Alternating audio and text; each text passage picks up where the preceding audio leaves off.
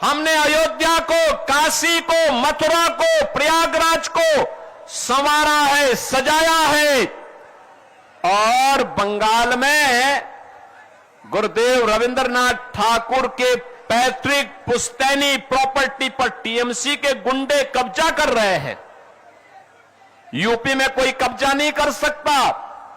UP में कब्जा करेगा तो उसे मालूम है उस गुंडे और माफिया को कि उसकी 7 पुश्त की पूरी प्रॉपर्टी को सरकार ले लेगी और फिर उसको गरीबों का आवास बना देगी।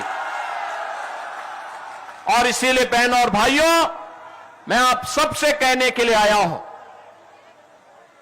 आज आपके पास अवसर है।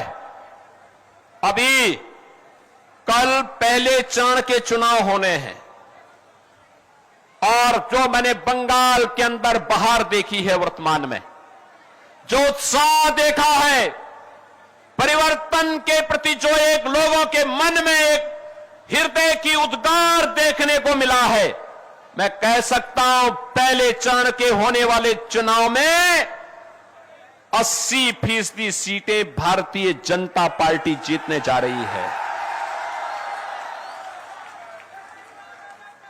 और मैं कह सकता हूं जब 4 मई को परिणाम आएंगे तो बंगाल के अंदर भगवा ध्वज लहराया जाएगा।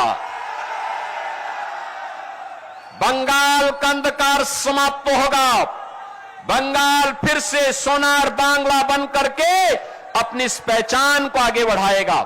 और इसीलिए आज मैं आप सबसे आह्वान करने के लिए आया हूं, बहनों और भाइयों, ये बड़ा बाजार क्षेत्र बंगाल का सबसे समृद्धतम और पुराने व्यापारिक केंद्र के रूप में क्षेत्र जाना जाता है।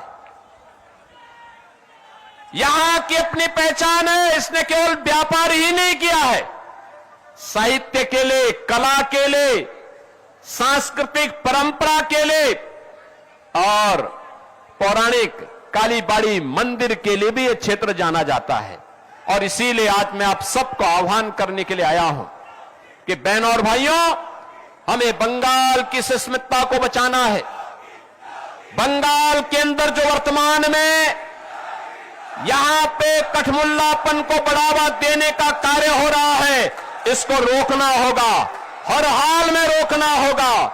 और इसको रोकने के लिए आपके पास भारत के लोकतंत्र ने जो ताकत दी है, इस ताकत का इस्तेमाल करिए, इस ताकत का सही इस्तेमाल करिए। याद करिए, इसी बंगाल की धरा पर डॉक्टर श्यामा प्रसाद मुखर्जी का जन्म हुआ था और डॉक्टर श्यामा प्रसाद मुखर्जी ने आजाद भारत में एक नारा दिया था, एक देश में 2 प्रधान, 2 विधान, 2 निशान नहीं चलेंगे, नहीं चलेंगे। याद करिए, भारत की आत्मा पर प्रहार किया था कांग्रेस ने धारा 370 के माध्यम से।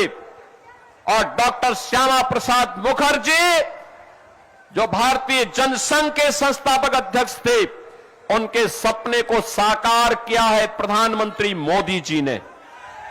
प्रधानमंत्री मोदी जी ने साकार किया है। कश्मीर में धारा 370 समाप्त हुई है और आज कश्मीर भारत के अभिन्न हिस्सा बन करके भारत का संविधान, बाबा साहब भीमराव अंबेडकर के द्वारा बनाया गया संविधान कश्मीर में भी बराबर लागू हो रहा है।